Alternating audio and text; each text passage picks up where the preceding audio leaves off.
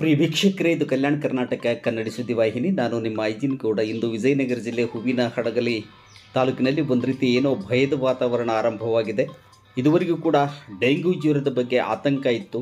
ಒಂದು ರೀತಿ ಮುಂಜಾಗ್ರತಾ ಕ್ರಮವಾದಂತಹ ಎಲ್ಲ ವ್ಯವಸ್ಥೆಯನ್ನು ಕೂಡ ಕಲ್ಪಿಸುವಂತಹ ಕಾರ್ಯಗಳು ನಡೆದಿದ್ದವು. ಯಾವುದೇ ಸಾವು ನೋವುಗಳು ಇರಲಿಲ್ಲ. ಆದರೆ ಒಂದು ವದಂತಿ ಹಬ್ಬಿದೆ ಇವತ್ತು. ಆ ವದಂತಿ ಇಡೀ ತಾಲೂಕಿನಾದ್ಯಂತ ಏಕಕಾಲದಲ್ಲಿ ಒಂದು ರೀತಿ ಭಯದ ವಾತಾವರಣವನ್ನು ಉಂಟು ಮಾಡಿದೆ.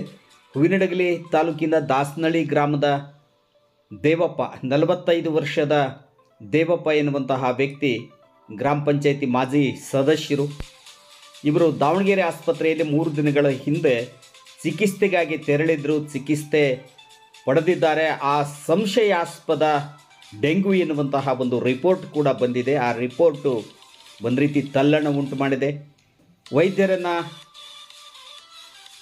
ಜಿಲ್ಲಾ ವೈದ್ಯಾಧಿಕಾರಿಗಳನ್ನು, ತಾಲೂಕು ವೈದ್ಯಾಧಿಕಾರಿಗಳನ್ನು ಸಂಪರ್ಕಿಸಿ ಮಾತನಾಡಿದಾಗ ಇಲ್ಲ, ಅದು ಸಂಶಯಾಸ್ಪದ ಅಂತ ರಿಪೋರ್ಟ್ ಕೊಟ್ಟಿದ್ದಾರೆ. ಅವರಿಗೆ ಬೇರೆ ಕಾರಣ ಇದೆ ಅವರ ಸಾವಿಗೆ. ಅವ್ರಿಗೇನೋ ಪೆಟ್ಟು ಬಿದ್ದಿತ್ತು, ತಲೆಗೇನೋ ಹೊಡೆತ ಬಿದ್ದಿತ್ತು, ಮೆದುಳಿನ ಒಂದು ಪೆಟ್ಟಿನ ಕಾರಣಕ್ಕಾಗಿ ಅವರು ಸಾವನ್ನಪ್ಪಿದ್ದಾರೆ ಎನ್ನುವಂತಹ ಮಾತನ್ನು ಹೇಳ್ತಾ ಇದ್ದಾರೆ.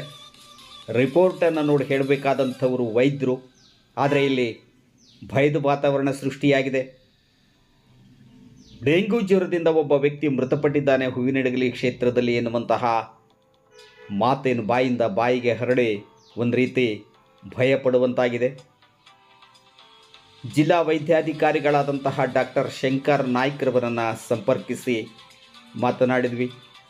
ತಾಲೂಕು ವೈದ್ಯಾಧಿಕಾರಿಗಳಾದಂತಹ ಸ್ವಪ್ನ ಕಟ್ಟಿಯವರನ್ನು ಕೂಡ ಸಂಪರ್ಕ ಮಾಡಿ ರಿಪೋರ್ಟನ್ನು ಅವರಿಗೆ ತೋರಿಸುವುದರ ಮೂಲಕ ಕೇಳಿದಾಗ ಇಲ್ಲ, ಇದು ಸಂಶಯಾಸ್ಪದ ಎನ್ನುವಂತಹ ಒಂದು ಕಾರಣ ಇದೆ ಇದರಲ್ಲಿ ರಿಪೋರ್ಟ್ನಲ್ಲಿ. ಖಚಿತವಾಗಿ ಡೆಂಗ್ಯೂ ಎನ್ನುವಂತಹ ಇಲ್ಲ, ಡೆಂಗ್ಯೂ ಜ್ವರ ಸೋಂಕಿತರು, ಡೆಂಗ್ಯೂ ಜ್ವರ ಇವರಿಗೆ ಅಟ್ಯಾಕ್ ಆಗಿದೆ ಎನ್ನುವಂತಹ ಒಂದು ರಿಪೋರ್ಟ್ ಅಲ್ಲ ಇದು ಎನ್ನುವಂತಹ ಮಾತನ್ನು ಹೇಳಿದರು. ಆದರೆ ಇಲ್ಲಿ ಒಂದು ರೀತಿ ಡೆಂಗ್ಯೂವಿನಿಂದನೇ ದಾಸನಳ್ಳಿ ದೇವಪ್ಪ ನಿಧನರಾಗಿದ್ದಾರೆ ಎನ್ನುವಂತಹ ಸುದ್ದಿ ಹರಡಿದೆ. ಅದೇನೇ ಇದ್ದರೂ ಕೂಡ ಮುಂಜಾಗ್ರತಾ ಕ್ರಮವಾಗಿ ಎಲ್ಲ ವ್ಯವಸ್ಥೆಯನ್ನು ಕಲ್ಪಿಸಬೇಕಾಗಿದೆ. ಒಟ್ಟು ಜಿಲ್ಲಾ ವೈದ್ಯಾಧಿಕಾರಿಗಳಾದ ಡಾಕ್ಟರ್ ಶಂಕರ್ ನಾಯ್ಕರವರ ಒಂದು ಮಾಹಿತಿಯ ಪ್ರಕಾರ 2,000 ಜನರ ಸ್ಯಾಂಪಲನ್ನು ನಾವು ಪಡೆದುಕೊಂಡಾಗ ಒಟ್ಟು 140 ಜನರಿಗೆ ಮಾತ್ರ ಜಿಲ್ಲೆಯಾದ್ಯಂತ ಎಲ್ಲ ತಾಲೂಕುಗಳನ್ನೊಳಗೊಂಡಂತೆ 140 ಜನರಿಗೆ ಖಚಿತವಾದಂತಹ ಒಂದು ಡೆಂಗ್ಯೂ ಜ್ವರ ಅಟ್ಯಾಕ್ ಆಗಿದೆ. ಅವರಿಗೆ ಚಿಕಿತ್ಸೆಯನ್ನು ನೀಡಲಾಗ್ತಾ ಇದೆ. ಒಂದು 23 ಜನ ಅಡ್ಮಿಟ್ ಆಗಿದ್ದರು. ಅವರು ಸಂಪೂರ್ಣವಾಗಿ ಗುಣಮುಖರಾಗಿದ್ದಾರೆ. ಎಲ್ಲರೂ ಕೂಡ ಚಿಕಿತ್ಸೆಯನ್ನು ಪಡೆಯುವುದರ ಮೂಲಕ ಗುಣಮುಖರಾಗಿದ್ದಾರೆ ಎನ್ನುವಂತಹ ಮಾಹಿತಿಯನ್ನು ಹೇಳ್ತಾ ಇದ್ದಾರೆ. ಇದುವರೆಗೂ ಕೂಡ ವಿಜಯನಗರ ಜಿಲ್ಲೆಯಾದ್ಯಂತ ಯಾವುದೇ ತಾಲೂಕಿನಲ್ಲಿಯೂ ಕೂಡ ಡೆಂಗ್ಯೂ ಜ್ವರದಿಂದ ಯಾವುದೇ ಸಾವುಗಳು ಸಂಭವಿಸಿಲ್ಲ ಎನ್ನುವಂತಹದ್ದು ಜಿಲ್ಲಾ ವೈದ್ಯಾಧಿಕಾರಿಗಳಾದಂತಹ ಶಂಕರ್ ನಾಯ್ಕರವರ ಒಂದು ಮಾಹಿತಿ. ಇಲ್ಲಿ ಯಾವ್ಯಾವ ಇಲಾಖೆಗಳು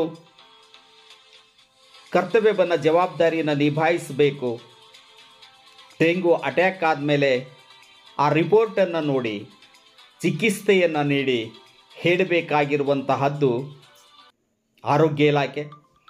ಆದರೆ ಆರೋಗ್ಯ ಇಲಾಖೆಗೆ ಆಸ್ಪತ್ರೆಗೆ ತೆರಳುವುದಕ್ಕಿಂತ ಮುಂಚಿತವಾಗಿ ಡೆಂಗ್ಯೂ ಅಟ್ಯಾಕ್ ಆಗದಂತೆ ರಕ್ಷಣೆಯನ್ನು ನೀಡಬೇಕಾಗಿರುವಂತಹದ್ದು, ಸ್ವಚ್ಛತೆಯನ್ನು ಕಾಪಾಡಿಕೊಳ್ಳಬೇಕಾದಂಥದ್ದು, ಸ್ವಚ್ಛವಾದಂತಹ ಕುಡಿಯುವ ನೀರನ್ನು ಒದಗಿಸಬೇಕಾಗಿರುವಂತಹದ್ದು, ಚರಂಡಿಯನ್ನು ಸ್ವಚ್ಛಗೊಳಿಸಬೇಕಾಗಿರುವಂತಹದ್ದು, ಶಾಲಾ ಕಾಲೇಜುಗಳಲ್ಲಿರುವಂತಹ ಎಲ್ಲ ಕುಡಿಯುವ ನೀರಿನ ಟ್ಯಾಂಕ್ಗಳನ್ನು, ವಸತಿ ನಿಲಯಗಳಲ್ಲಿರುವಂತಹ ಕುಡಿಯುವ ನೀರಿನ ವ್ಯವಸ್ಥೆಯನ್ನು ಪರಿಶೀಲಿಸಬೇಕಾಗಿರುವಂತಹದ್ದು ತಾಲೂಕಾಡಳಿತ, ತಹಸೀಲ್ದಾರರು, ತಾಲೂಕ್ ಪಂಚಾಯತ್ ಕಾರ್ಯನಿರ್ವಹಣಾಧಿಕಾರಿಗಳು ಹಾಗೂ ಗ್ರಾಮ ಪಂಚಾಯತ್ PDOಗಳ ಅತ್ಯಂತ ಮಹತ್ವದ ಜವಾಬ್ದಾರಿ.